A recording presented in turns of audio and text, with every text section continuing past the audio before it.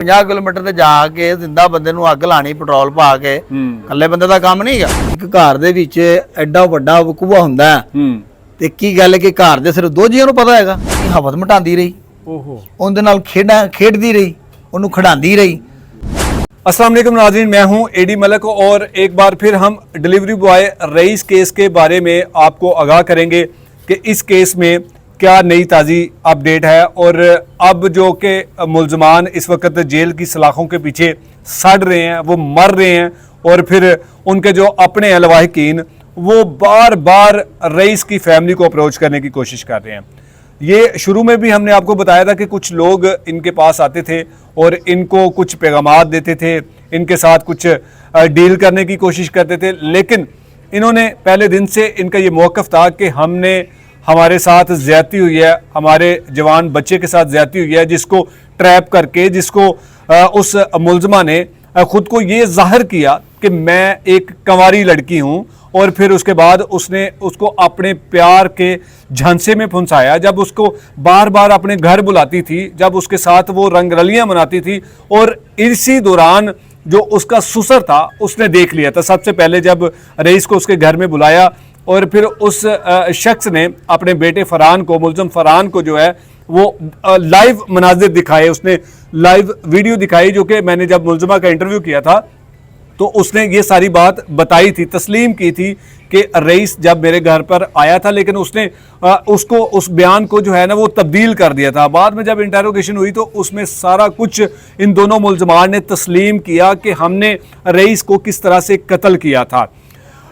जहाँ तक 1 साल होने को है, अगले महीने जो है वो रईस की पहली बरसी है और इस दौरान जो है रईस समेत 3 अफराद की जो है वो हलाकत हुई है। 3 लोग जो हैं वो इस दुनिया से चले गए हैं। रईस को किस तरह बेदर्दी के साथ कत्ल किया, जब इन दोनों मियाँ बीवी का और उस घर में तमाम अफराद ने उस नौजवान को जो बेईमाना उस पर तशद्दुद किया और बाकी लोग जो हैं वो देखते रहे तमाशा।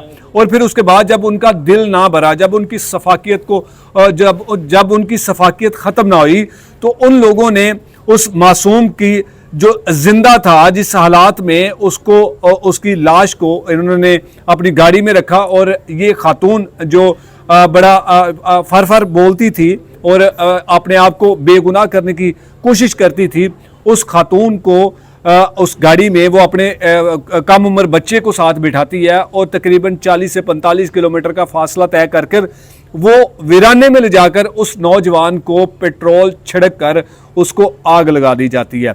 सोचे वो मनाजिर आज भी हमारी आंखों के सामने वैसे के वैसे घूमते हैं। तो जिनका वो अपना प्यारा था, जिनका लख्ते जिगर था, जिस माँ ने उस बेटे को पैदा किया था, उस पर क्या क़यामत गुजरी होगी जब उसने अपने बेटे की वो जली हुई लाश को देखा होगा। 1 साल के बाद क्यों ज़रूरत पड़ी, 1 साल के बाद क्यों हम आपके सामने दोबारा से हाजिर हैं कि आखिरकार अब तक इस केस का फैसला क्यों ना हो सका।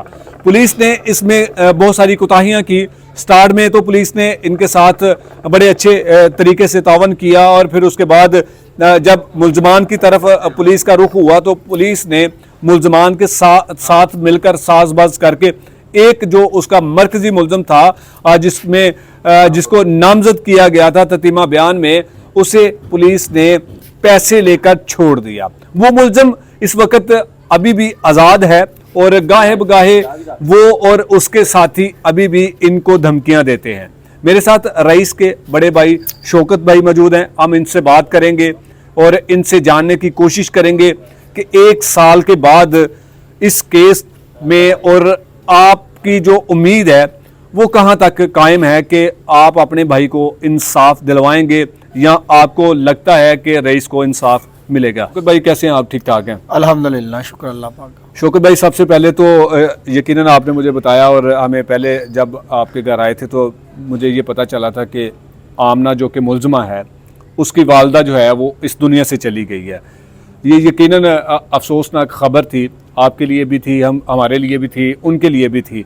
लेकिन इस सारे सदमे के पीछे उसकी वालदा की जो हलाकत है वो जो मुझे पता चला कि उनकी बेटी की जब ज़मानत खारिज हो गई थी, जब उन्हें पता चला था कि मेरी बेटी के रिहाई के दरवाज़े अब मुकम्मल तौर पर बंद हो गए हैं, तो फिर वो सदमा बर्दाश्त ना कर सकी और दुनिया फ़ानी से वो चली गई।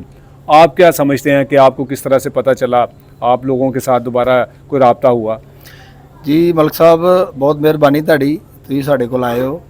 ਸਭ ਤੋਂ ਪਹਿਲਾਂ ਤੇ ਮੈਂ ਸ਼ੁਕਰੀਆ ਅਦਾ ਕਰਾਂਗਾ ਆਪਣੇ ਯਾਰਾਂ ਦੋਸਤਾਂ ਦਾ, ਬਜ਼ੁਰਗਾਂ ਦਾ, ਕਿ ਜਿਹੜੇ ਸਾਡੀ ਹਿਮਾਇਤ 'ਚ ਨੇ। बिल्कुल। ਉਹਨਾਂ ਦਾ ਮੈਂ ਵੈਲਕਮ ਕਰਾਂਗਾ ਔਰ ਅੱਲਾਹ ਪਾਕ ਦਾ ਸ਼ੁਕਰਗੁਜ਼ਾਰ ਹਾਂ ਅਲਹਮਦੁਲਿਲਾ ਕਿ ਸਾਡੇ ਨਾਲ ਅੱਲਾਹ ਦਾ ਸਾਥ ਤੇ ਹੈ ਹੀ ਅਲਹਮਦੁਲਿਲਾ, बिल्कुल बिल्कुल ਲੇਕਿन ਇਨਸਾਨੀਅਤ ਦਾ ਵੀ ਬਹੁਤ ਜ਼ਿਆਦਾ ਹੈ। ऐसे ही है। ਅੱਲਾਹ ਦੀ ਬੜੀ ਰਹਿਮਤ ਅਲਹਮਦੁਲਿਲਾ।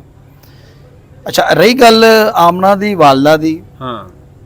ਸਾਨੂੰ ਪਤਾ ਚੱਲਿਆ ਸੀ ਕਿ ਬਈ ਉਹਦੀ ਵਾਲਦਾ ਦੀ ਡੈਥ ਹੋ ਚੁੱਕੀ ਹੈ। ਅਸੀਂ ਆਪਣੇ ਸੰਗੀ ਕਲਾਏ अच्छा, ਕਿ ਜਾਓ ਯਾਰ। ਤੁਸੀਂ ਦੋਸਤ ਆਪਣੇ ਭੇਜੇ? ਹਾਂ, ਮੈਂ ਕਿਹਾ ਵੀ ਜਾਓ ਤੁਸੀਂ ਤੇ ਅਫਸੋਸ ਕਰਕੇ ਅੱਛਾ। ਆਓ, ਠੀਕ ਹੈ।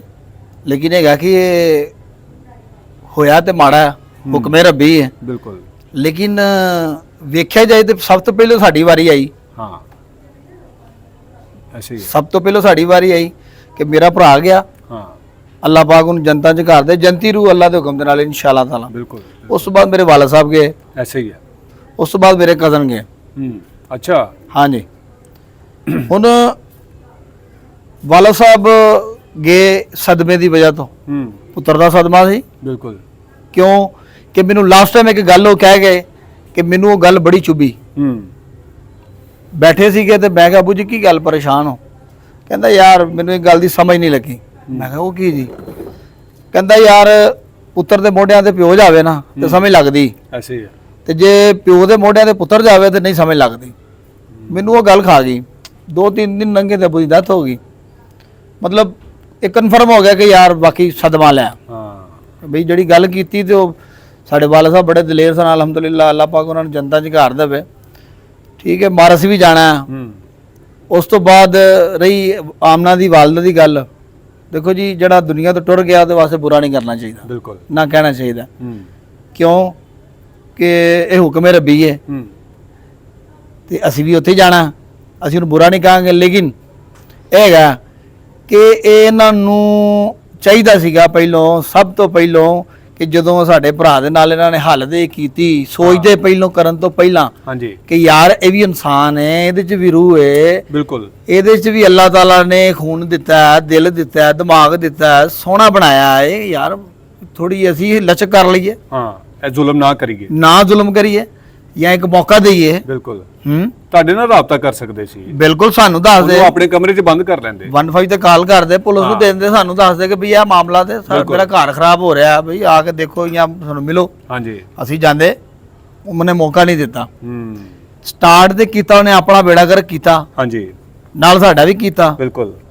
ਅੱਛਾ, ਤੁਸੀਂ ਨਹੀਂ ਸਮਝਦੇ ਕਿ ਉਹਨਾਂ ਦੇ ਘਰ ਦੇ ਵਿੱਚ ਸਿਰਫ ਫਰਹਾਨ ਤੇ ਆਮਨਾ ਹੀ ਸੀ ਕਿ ਬਾਕੀ ਲੋਕ ਵੀ ਹੈ ਸੀ? ਨਹੀਂ ਜੀ ਨਹੀਂ, ਫਰਹਾਨ ਸੀ, ਆਮਨਾ ਸੀ, ਉਸ ਤੋਂ ਬਾਅਦ ਰੁਗਮਾਨ ਸੀ ਉਹਦਾ ਭਰਾ, ਠੀਕ ਹੈ। ਉਹ ਵੀ ਇਨਸ਼ਾਅੱਲਾਹ ਤਾਲਾ ਕਟਾਰੇ ਜਾਏਗਾ ਅੱਲਾਹ ਦੇ ਹੁਕਮ ਦੇ ਨਾਲ। ਹਾਂ, ਉਹਦੇ ਬਾਹਰ 버ਗਰ ਖਾਂਦਾ ਫਿਰਦਾ ਨਾ, ਅਰਮਗਾਨ।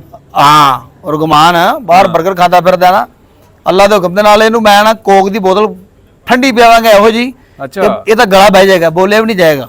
ਲੇਕਿਨ 1 ਸਾਲ ਤੋਂ ਤੇ ਫੜਿਆ ਨਹੀਂ ਗਿਆ। ਮੈਂ ਕਹਿੰਦਾ ਇਨਸ਼ਾਅੱਲਾਹ ਤਾਲਾ ਅੱਲਾਹ ਦੇ ਹੁਕਮ ਦੇ ਨਾਲ ਸਾਨੂੰ ਜਿਹੜੇ ਸਾਡੇ ਸੰਗੀ ਚੱਲਦੇ ਪਏ ਨਾ ਸਾਡੇ ਨਾਲ, ਪੁਲਿਸ ਹਜ਼ਰਾਤ ਸਹੀ ਸਾਹਿਬ ਨੇ, ਅੱਲਾਹ ਪਾਕ ਉਹਨਾਂ ਨੂੰ ਸਿਹਤ ਤੰਦਰੁਸਤੀ ਦੇਵੇ, ਅੱਲਾਹ ਪਾਕ ਉਹਨਾਂ ਨੂੰ ਤਰੱਕੀ ਦੇਵੇ। ਉਹਨਾਂ ਨਾਲ ਸਾਡਾ ਉਹਨਾਂ ਨਾਲ ਵਾਅਦਾ ਹੋਇਆ ਹੈ, ਉਹਨਾਂ ਨੇ ਸਾਡਾ ਵਾਅਦਾ ਕੀਤਾ ਕਿ ਇਨਸ਼ਾਅੱਲਾਹ ਤਾਲਾ ਤੁਹਾਨੂੰ ਇਨਸਾਫ ਦਵਾਵਾਂਗੇ। ਅੱਛਾ, ਮਾਸ਼ਾਅੱਲਾ। ਮੈਂ ਉਹਨਾਂ ਨੂੰ ਕਿਹਾ, ਮੈਂ ਕਿਹਾ ਸਹੀ ਸਾਹਿਬ ਇਕੱਲਾ ਬੰਦਾ ਐਡਾ ਵੱਡਾ ਕੰਮ ਨਹੀਂ ਕਰ ਸਕਦਾ। ਉਹਨੇ ਕਿਹਾ ਬਿਲਕੁਲ ਨਹੀਂ ਕਰ ਸਕਦਾ। ਬਿਲਕੁਲ। ਉਹਨੇ ਕਿਹਾ ਵੀ ਇੱਕ ਜਗ੍ਹਾ ਤੋਂ ਚੁੱਕ ਕੇ 40-45 ਕਿਲੋਮੀਟਰ ਜਾਂ 50 ਕਿਲੋਮੀਟਰ ਤੇ ਜਾ ਕੇ ਜ਼ਿੰਦਾ ਬੰਦੇ ਨੂੰ ਅੱਗ ਲਾਣੀ ਪੈਟਰੋਲ ਪਾ ਕੇ, ਇਕੱਲੇ ਬੰਦੇ ਦਾ ਕੰਮ ਨਹੀਂ ਹੈਗਾ। ਲੇਕਿਨ ਭਾਈ ਜਦੋਂ ਉਦੋਂ ਤਸ਼ੱਦਦ ਕੀਤਾ ਜਾ ਰਿਹਾ ਸੀ, ਮਾਰਿਆ ਜਾ ਰਿਹਾ ਸੀ ਕਮਰੇ ਦੇ ਵਿੱਚ, ਘਰ ਦੇ ਵਿੱਚ, ਜੀ ਜੀ, ਤੇ ਉਸ ਟਾਈਮ ਤੇ ਮੈਨੂੰ ਸਮਝ ਅੱਜ ਤੱਕ ਨਹੀਂ ਆਈ ਇਸ ਕੇਸ ਦੀ ਨਾ, ਕਿ ਸਿਰਫ ਆਮਨਾ ਤੇ ਫਰਹਾਨ ਹੀ ਉਸ ਕਮਰੇ ਦੇ ਵਿੱਚ ਸੀ ਜਾਂ ਸਿਰਫ ਕੱਲਾ ਹੀ ਫਰਹਾਨ ਸੀ ਘਰ ਦੇ ਵਿੱਚ ਜਿਹਨੇ ਇਹ ਸਾਰਾ ਕੁਝ ਜਿਹੜਾ ਹੈਗਾ ਨਾ ਉਹ ਬਰਬਰੀਅਤ ਕੀਤੀ ਤੇ ਆਪਣੇ ਜਿਹੜੇ ਹੈਗਾ ਨਾ ਉਹ ਆਪਣੀ ਸਫਾਕੀਅਤ ਜਿਹੜੀ ਹੈਗੀ ਨਾ ਉਹਦੇ ਤੇ ਪੂਰੀ ਕਰ ਦਿੱਤੀ? ਇਹ ਤੁਹਾਨੂੰ ਲੱਗਦਾ ਹੈ ਕਿ ਇਕੱਲੇ ਬੰਦੇ ਨੇ ਕੰਮ ਕੀਤਾ ਹੋਏਗਾ? ਨਹੀਂ ਜੀ, ਨਹੀਂ, ਉਹਦੇ ਘਰ ਦੀ ਪੂਰੀ ਫੈਮਿਲੀ ਸੀ। ਫਰਹਾਨ ਸੀਗਾ, ਉਹਦੀ ਵਾਲਦਾ ਸੀ, ਉਹਦਾ ਪਿਓ ਸੀਗਾ, ਉਸ ਤੋਂ ਬਾਅਦ ਉਹਦਾ ਭਰਾ ਸੀਗਾ, ਰੁਗਮਾਨ ਉਹਦਾ ਨਾਂ ਹੈ, ਉਸ ਤੋਂ ਬਾਅਦ ਉਹਦੀ ਭਰਜਾਈ ਸੀਗੀ। ਅੱਛਾ, ਮਤਲਬ ਘਰ ਦੀ ਇੱਕ ਫੈਮਿਲੀ ਸੀਗੀ ਘਰ ਇਹਨਾਂ ਦੇ ਸਾਰਿਆਂ ਦੇ ਸਾਹਮਣੇ ਉਹਨਾਂ ਨੇ ਮਾਰਿਆ ਸੀ ਰਈਸ ਨੂੰ। ਬਿਲਕੁਲ ਇਸ ਤਰ੍ਹਾਂ ਹੀ ਗੱਲ ਹੈ। ਇੱਕ ਘਰ ਦੇ ਵਿੱਚ ਦੇਖੋ ਮਲਕ ਸਾਹਿਬ, ਇੱਕ ਘਰ ਦੇ ਵਿੱਚ ਐਡਾ ਵੱਡਾ ਵਕੂਆ ਹੁੰਦਾ ਹੈ, ਤੇ ਕੀ ਗੱਲ ਹੈ ਕਿ ਘਰ ਦੇ ਸਿਰਫ ਦੋ ਜੀਆਂ ਨੂੰ ਪਤਾ ਹੈਗਾ ਬਿਲਕੁਲ। ਜਾਂ ਤਿੰਨਾਂ ਨੂੰ ਪਤਾ ਹੈਗਾ? ਨਹੀਂ, ਤੇ ਫਿਰ ਅੱਤਾ ਕਿ ਉਹਦੇ ਮਸਾਇਆ ਨੂੰ ਵੀ ਪਤਾ ਸੀਗਾ। ਨਹੀਂ, ਤੇ ਫਿਰ ਸਿਰਫ 2 ਹੀ ਮੁਲਜ਼ਮ ਜਿਹੜੇ ਹੈਗੇ ਨਾ ਪੁਲਿਸ ਨੇ ਕਿਉਂ ਗ੍ਰਿਫਤਾਰ ਕੀਤੇ, ਬਾਕੀਆਂ ਨੂੰ ਕਿਉਂ ਨਹੀਂ ਸ਼ਾਮਲੇ ਤਫਤੀਸ਼ ਕੀਤਾ? ਉਹ ਜੀ ਦੇਖੋ ਮਲਕ ਸਾਹਿਬ, ਗੱਲ ਐਵੇਂ ਆ ਕਿ ਪੈਸਾ ਨਾ ਪੈਸਾ ਹਾਂ, ਇਹ ਭਰਾਵਾਂ ਨੂੰ ਮਰਵਾ ਦਿੰਦਾ। ਐਸਾ ਹੀ ਹੈ। ਹਾਂਜੀ, ਇਹ ਜਿਹੜਾ ਸਾਡਾ ਰਾਣਾ ਸੇਲ ਸਾਹਿਬ ਸੀ ਨਾ, SHO ਇਨਵੈਸਟੀਗੇਸ਼ਨ, ਮੈਂ ਉਹਨਾਂ ਨਾਲ ਐਸੀ ਗੱਲ ਤੇ ਨਹੀਂ ਕਰਾਂਗਾ, ਲੇਕਿਨ ਅੱਲਾ ਦੇ ਹੁਕਮ ਦੇ ਨਾਲ ਉਹਨਾਂ ਨੇ ਜਦੋਂ ਮਰਨਾ ਹੈ ਨਾ, ਤੇ ਮੇਰੇ ਭਰਾ ਨੇ ਇੱਥੋਂ ਫੜਨਾ। ਉਹਦੀ ਵਜ੍ਹਾ ਕੀ? ਉਹਦੀ ਵਜ੍ਹਾ ਇਹ ਆ ਕਿ ਇਹਨਾਂ ਨੇ ਪੈਸੇ ਲੈ ਕੇ ਉਹਨੂੰ ਛੱਡ ਦਿੱਤਾ। ਅੱਛਾ, ਤੀਸਰੇ ਮੁਲਜ਼ਮ ਨੂੰ? ਹਾਂਜੀ, ਰੁਗਮਾਨ ਦਾ ਨਾਂ ਹੈ, ਹਾਂ, ਫਰਹਾਨ ਦਾ ਭਰਾ। ਉਹਨੂੰ ਪੈਸੇ ਲੈ ਕੇ ਛੱਡਿਆ ਤੇ ਦਰਜ ਨਹੀਂ ਕਰ ਸਰਾਈ। ਕਿੰਨੇ ਕੁ ਪੈਸੇ ਲਏ ਹੋਣਗੇ ਉਹਨੇ ਮੇਰੇ ਹਿਸਾਬ ਨਾਲ ਕੋਈ 25-26 ਲੱਖ ਰੁਪਇਆ ਲਿਆ। ਅੱਛਾ, ਹਾਂਜੀ, ਐਡੀ ਵੱਡੀ ਅਮਾਉਂਟ ਲਈ ਜੀ ਹੈ। ਮੈਂ ਕਹਿੰਦਾ ਜੀ ਉਹਨਾਂ ਮੈਂ ਇੱਕ ਤੇ ਵੈਸੇ ਮੈਂ ਗੱਲ ਕਰ ਰਿਹਾ ਵਾਂ, ਲੇਕਿਨ ਬਾਅਦ ਦੇ ਵਿੱਚੋਂ ਮੈਂ ਜਦੋਂ ਗੱਲ ਕੀਤੀ ਆਪਣਾ ਗਿਆ ਵਾਂ, ਪਤਾ ਕੀਤਾ ਸੀ, ਮੈਂ ਜਾ ਕੇ ਸੂਹ ਕੱਢੀ, ਉਹਨਾਂ ਕਿਹਾ ਜੀ ਭਾਜੀ ਲੱਖਾਂ 'ਚ ਲਏ ਨੇ ਇਹਨਾਂ ਨੇ। ਅੱਛਾ, ਹਾਂਜੀ। ਔਰ ਦੂਜੇ ਨੰਬਰ ਤੇ ਆ ਕਿ ਉਹਨੂੰ ਬਿਲਕੁਲ ਇਹ ਗੱਲ ਤਰਾਈ ਹਾਂ, ਕਿ ਯਾਰ ਮੈਂ ਕੱਲ ਨੂੰ ਮਰਾਂਗਾ ਤੇ ਮੈਨੂੰ ਇੱਥੋਂ ਫੜੇਗਾ ਪਹਿਲਵਾਨ। ਰੱਬ ਦੀ ਕਟਹਿਰੀ ਦੇ ਵਿੱਚ ਤਾਂ ਉੱਥੇ ਤੇ ਮਾਫੀ ਨਹੀਂ ਗਈ। ਮਰਨਾ ਤੇ ਸਾਰਿਆਂ ਨੇ, ਮਰਨਾ ਤੇ ਹੈ ਹੀ ਨਾ, ਤੇ ਆਪਣੇ ਅਮਲਾਂ ਦਾ ਹਿਸਾਬ ਦੇਣਾ ਫਿਰ। ਬਿਲਕੁਲ। ਉੱਥੇ ਨਾ ਪੈਸਾ ਕੰਮ ਆਣਾ, ਨਾ ਅਫਸਰਾਈ ਕੰਮ ਆਣੀ ਹੈ, ਨਾ ਉਹਦੀ ਕੋਈ ਵਰਦੀ ਕੰਮ ਆਣੀ ਹੈ। ਉੱਥੇ ਸਮਝ ਲਓ ਇੱਥੇ ਪੈਸਾ, ਉੱਥੇ ਉਹਦੇ ਵੱਧ ਉਹਨੂੰ ਮਾਲ ਦੇਣਾ ਪੈਣਾ। ਅੱਛਾ ਸ਼ੌਕਤ ਭਾਈ, ਮੈਂ ਅਲੀ ਭਾਈ ਦਾ ਇੰਟਰਵਿਊ ਜਦੋਂ ਲਗਾਇਆ, ਪਬਲਿਕ ਕੀਤਾ, ਤੇ ਵਿੱਚ ਨਾ ਬੜੇ ਲੋਕਾਂ ਨੇ ਅਜੀਬ ਕਿਸਮ ਦੇ ਕਮੈਂਟ ਕਰਦੇ ਨੇ ਕਿ ਜੀ ਜਿੰਨਾ ਆਮਨਾ ਦਾ ਕਸੂਰ ਹੈ ਉਨਾ ਹੀ ਰਈਸ ਦਾ ਕਸੂਰ ਸੀ, ਕਿਉਂ ਕਿਸੇ ਦੇ ਘਰ ਉਹ ਵੜਿਆ ਸੀ। ਜਦੋਂ ਕਿਸੇ ਦੇ ਘਰ ਵੜੋ ਤੇ ਫਿਰ ਜ਼ਾਹਰੀ ਬਾਤ ਹੈ ਨਾ, ਫਿਰ ਰੱਦੇ ਅਮਲ ਤੇ ਆਂਦਾ ਹੀ ਹੈ। ਤੇ ਰਈਸ ਜਿਹੜਾ ਹੈਗਾ ਸੀ ਉਹ ਬਿਲਾ ਵਜ੍ਹਾ ਲੋਕਾਂ ਦੇ ਘਰ ਵੜ ਜਾਂਦਾ ਸੀ, ਜਾਂ ਉਹ ਆਮਨਾ ਦੇ ਘਰ ਬਿਲਾ ਵਜ੍ਹਾ ਵੜ ਗਿਆ ਸੀ, ਜਾਂ ਉਹਨੂੰ ਬੁਲਾਇਆ ਗਿਆ ਸੀ? ਮਲਕ ਸਾਹਿਬ, ਮੇਰਾ ਭਰਾ ਮਾਸ਼ਾਅੱਲਾ ਕੁਰਾਨ ਪਾਕ ਹੀ ਵਸ ਕੀਤਾ ਸੀਗਾ, ਪੜਿਆ ਲਿਖਿਆ ਸੀ, ਅਕਲ ਸ਼ੌਰ ਰੱਖਦਾ ਸੀ। ਉਹ ਕੋਈ ਪਾਗਲ ਨਹੀਂ ਸੀ ਕਿ ਐਵੇਂ ਕਿਸੇ ਦੇ ਘਰ ਵੜ ਜਾਂਦਾ ਸੀ। ਹਾਂ, ਔਰ ਨਾ ਕੋਈ ਵੜਨ ਦਿੰਦਾ। ਬਿਲਕੁਲ। ਜਿੰਨੀ ਦੇਰ ਤੱਕ ਕੋਈ ਬੁਲਾਵੇ ਨਾ, ਉਨੀ ਦੇਰ ਤੱਕ ਬਗਾਨਾ ਬੰਦਾ ਕਿਸੇ ਦੇ ਘਰ ਨਹੀਂ ਜਾ ਸਕਦਾ। ਹਾਂ, ਸਮਝ ਆ ਗਈ?